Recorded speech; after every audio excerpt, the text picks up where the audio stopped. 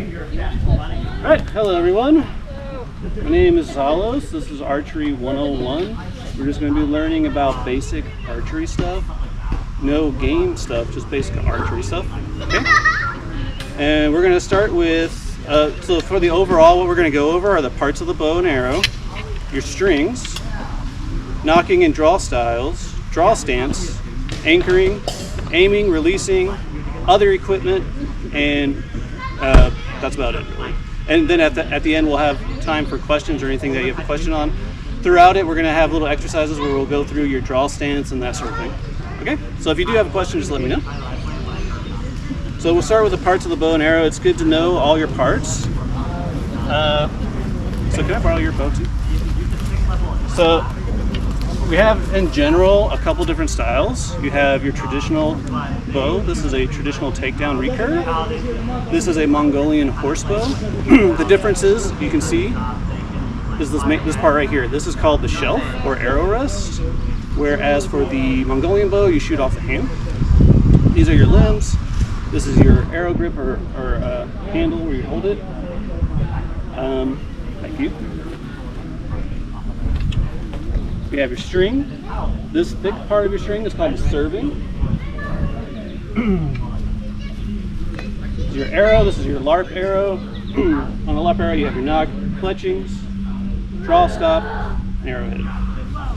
So those are just the basic parts. Any questions on that? Okay. All right, so the next part is strings. This is also requested about how to string your bow, okay? So there are a couple different ways. The safest way is an actual tool. It's called a bow stringer. It has a string on it, and it has a cap that goes here and goes here. And you use it like this, you pull down on it, and you string your bow that way. I don't have one of those today, so I'm gonna teach you the way I do it, which is something you need to be a little bit careful about, especially if you have a nicer bow, like a laminated bow. So the way you do this, I'm going to unstring my bow real quick. It's the same thing for stringing it, but in reverse. So I'll go ahead and start from nothing. When you want to string your bow, you're going to be stringing it the opposite way of how it's currently shaped. So you can see how it's shaped this way. You don't string it this way. You string it the opposite way. To string it with this method, what you're going to do is have the bottom one on like this, top one with the loop through, and then step through it. Put this side against your shin, and then just pull and work it in like that. Then it's strung. Things to be careful with, like with a nice bow, the laminated bow, make sure that this limb does not touch the ground. There's a tendency to do this, to like kind of put your body into it, but if that limb is touching the ground, if you're on concrete especially, you have the tendency, you could crack the lamination. So don't do that. It also has a tendency when you have a stronger bow that you want to do it like that. But what you want to do is make sure that you have it against your shin and not on the ground when you string that way. The other thing you might notice about your strings is there are actually multiple strings together. So if you look at your string, you should see that there are multiple strands. And you're supposed to have your string twisted. The reason that it's twisted, just like when you have sticks or anything that's twisted, together when they're twisted they're stronger, and the distribution of force on those strands is more equal. If it's not twisted enough and I'm pulling back on this, one of those strands could be taking more force than the other strands, and over time that'll weaken your string and then it'll snap. So you want to have a good amount of twists in your string. Twists can also change the poundage. So you got to be careful of that. If you have a bow that's on the very edge of our limit of pounds, which is 35, you might go over. You can release some twists to help with that. The other thing that it changes is what's called the brace height, which is the distance from here to here. So that can change your draw, and it can change how far the arrow goes, all those things. So that's something to watch for. Something that my bow does not have, and it doesn't look like any of the bows here have, except for you. It's called a knock point. This is a little piece of metal on the string. And this allows you to do is to quickly level out your arrow, so it's nice and level when you shoot. This bow also features an arrow rest rather than just a shelf for putting your arrow in. This is for highly accuracy, like it's a lot more accurate. The release is nice and clean, and it's nice, but it's not great for speed. So if you're going for speed, shooting off the shelf is usually a lot faster than trying to get it all lined up there. A knock point is really good if you're a beginner to help make sure that everything is nice and level. It's also good if you're a pro just because you want to shoot consistently and accurately. So having one of these is no problem. I don't use them because I shoot really fast and I just adjust the level with my eye. It still causes problems sometimes. The other problem I have with this is this piece of metal tends to cut my finger sometimes.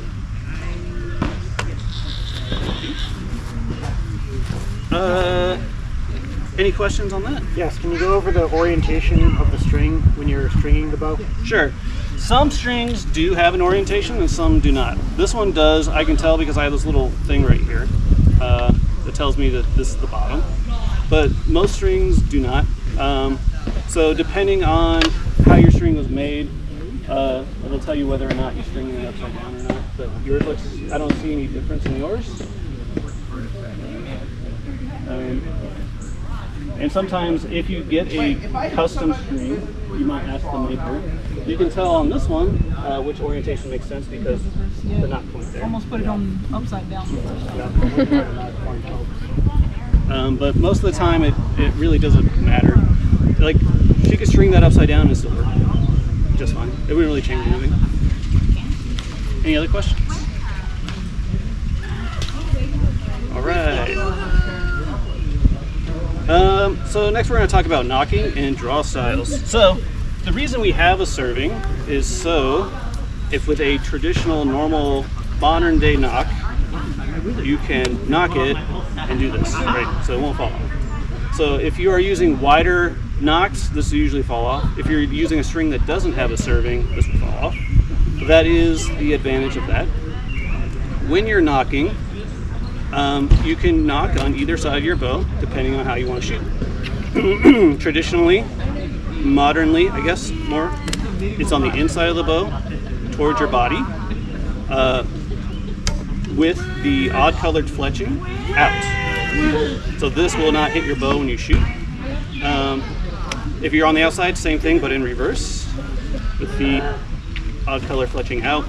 Now, this is not a hard rule because people's knocks aren't always aligned with their fletchings correctly.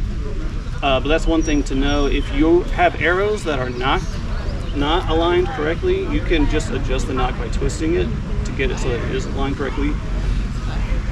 If you go online and buy new knocks, they usually come with a knock twister thing that you can like put the knock in and twist it.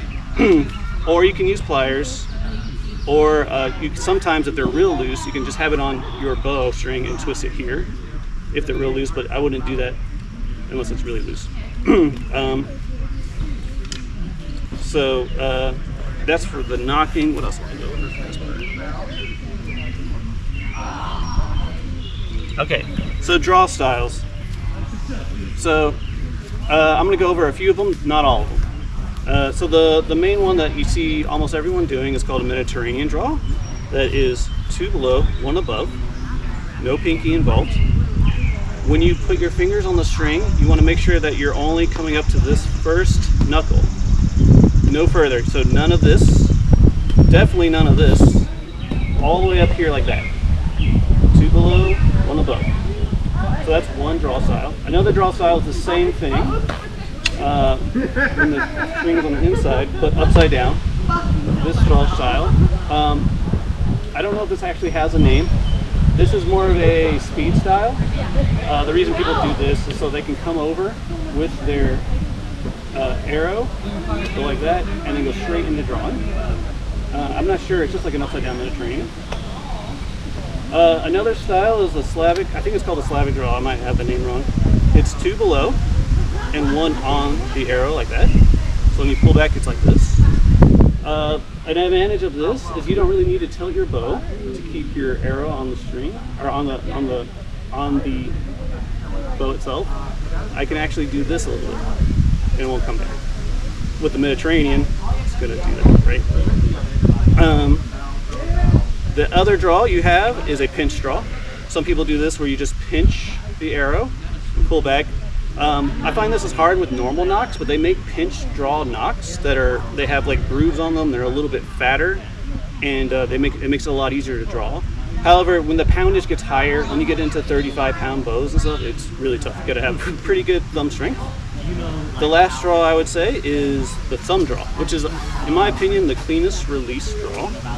It's when you take your thumb, put it over like that, take your other finger and put it like this. And now you can pull back, and when you release, you just like that with your thumb. So it's kind of like a hinge almost. When you're doing this draw, you probably want to get a leather tab or thumb ring, is what they're called, to just not wear out your thumb. You can also put cloth tape on it. When you do this, it also has the advantage of being able to turn your bow like this.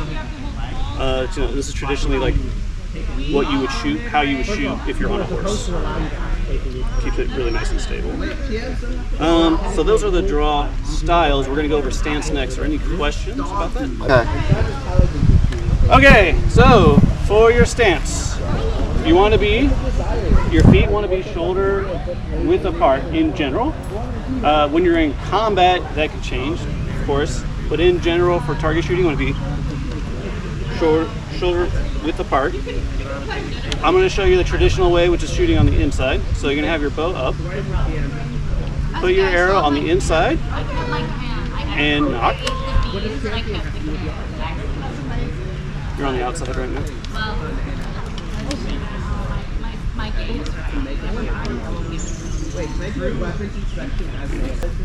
Once your stance is apart, you're going to hold your arm out, and you can hold it straight, and then just give it a little bit of a bend. The reason, if you hold it absolutely straight, it's going to hit your arm. So you want to give it a bend. Our elbows are not all made the same. Are you left or right-handed? Okay, good. When you pull back, you want to put your two fingers below, one above, and you're going to pull straight back to your jaw. And then when you're ready to release, you just roll your fingers off and then pull your hand up to your ear. So let me demonstrate real fast before you guys do it. So I'm going to pull back to my jaw, release to my ear. So the reason that we do this is to just keep the release clean. Go ahead and try, and I'll help you guys out. Something I needed to go over that I did not cover.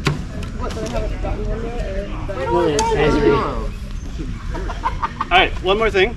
A few more things I still have. We're going to go over the aiming part, the releasing, and other equipment. Something I need to mention, never dry fire a bow. That is, do not pull back on the string and let release without there being an arrow on it. This can damage your limbs, it can damage your string. So never shoot it like that. So, as you guys saw, you pull back to a point and release. So that point that you pull back to is called an anchor point. Everyone can choose their own anchor point that works for them.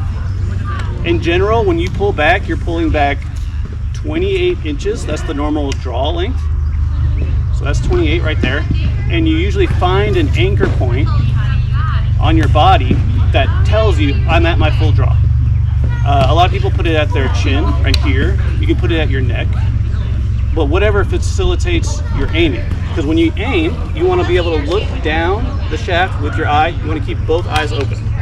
So when I aim, I'm like this. So I can see where that arrow is going to go. I have both eyes open so I can see my target. And I have that anchor point. Anchor points are usually 2 points. You have your first spot, the spot that you're drawing to, and a second spot is the spot you're releasing to. So when you're here, you release to here. The reason why is you don't want to be doing something different every time. You want to be consistent. If you're going like this every time you shoot, or you're doing like this every time you shoot, you're going to be inconsistent. You want to be as consistent as possible. to be honest, you can do this as long as you do it every time and it's consistent. If you're hitting your target, you can shoot however you want. If you're consistent in hitting your target, shoot that way. A way I like to shoot, I'll shoot someone and then I'll reload quickly, and if they're running at me, I'll shoot from the hip. As long as you have something ingrained in your muscle memory that works for you, it's fine. But since we're 101, we're just beginning, these are things that you can do to help you get better quickly at first. Any questions on that? Complete beginner. Does it matter which side the arrow is on? Technically, it doesn't. You can shoot on the outside. I like to shoot on the outside. Or you can shoot on the inside. So it technically does not matter which side you shoot from. But you can shoot whichever way you want that's comfortable. I like to shoot on the outside because it's quicker for me to knock.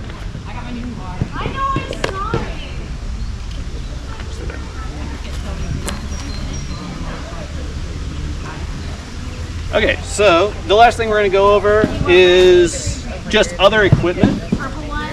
As you can see, I'm wearing cloth tape on my fingers. I like cloth tape because I like to be able to feel my whole hand when I'm trying to knock. However, you can get a shooting glove. It's just 3 fingers with leather. Not too expensive, like 10, 20 bucks. Right there, just like that. And it allows you to not have your fingers get hurt. Whatever way you want to shoot. You can also get one for your thumb if you want to do a thumb draw. I don't think there's anything really for pinch draw.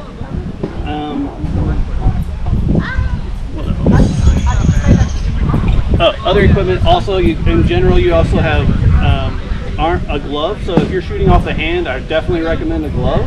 It doesn't look like anyone else is using a Mongolian bow except for you. Since you are shooting off the hand right there, I recommend either a glove or cloth tape on your thumb. The fletchings will tear up your skin. At first it'll be fine, but when you start sweating, that's when it starts to really mess up your skin. Stay on camera. Arm braces. So if you do have a tendency to slap your arm when you're shooting, you can get a brace to protect your arm. Not everyone's elbows are made the same. If you have wider hips, your body is designed so that when you walk, your arms don't hit your hips. So if you have wider hips, your elbows actually turn in more so that you don't hit your hips. And that could cause you problems when you're trying to shoot because some people's elbows literally go in. So if you have that problem and you're not comfortable with bending your elbow, you can get a brace right here that'll help you not get hurt when the string slaps you. And the last thing are quivers. So for our game,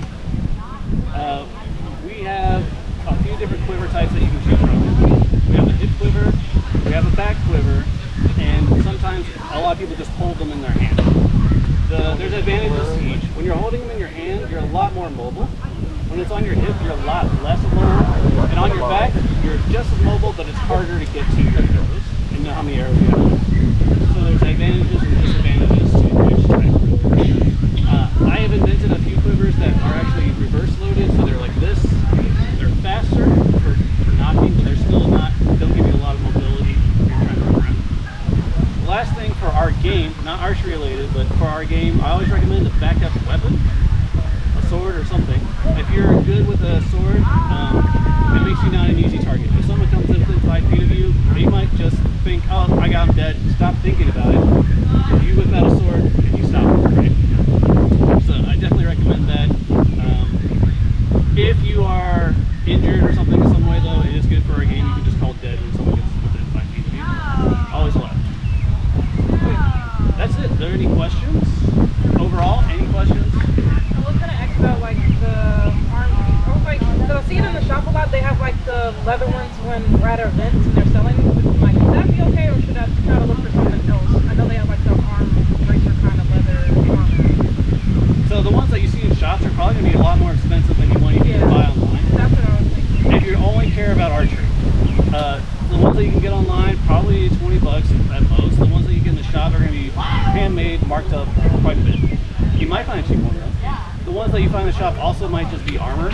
Yeah, that's what I was thinking. Yeah. Okay. And I will give you an armor point in this game, but if you're just looking to protect your arm, I recommend just online finding an archer brace. They also build for like you might see Olympic archers do this too. They draw a lot closer to their chest, and if you are a chest drawing person, doesn't matter if you're male or female. If you're a chest drawing person, you could have that problem where you bump into your chest. They build a vest. They have a vest that you can buy that goes over just this part to help keep it nice and smooth and flat right there to protect you from the bowstring. And you'll see a lot of Olympic archers use that. But it's a piece of equipment anyone can use. Any other questions?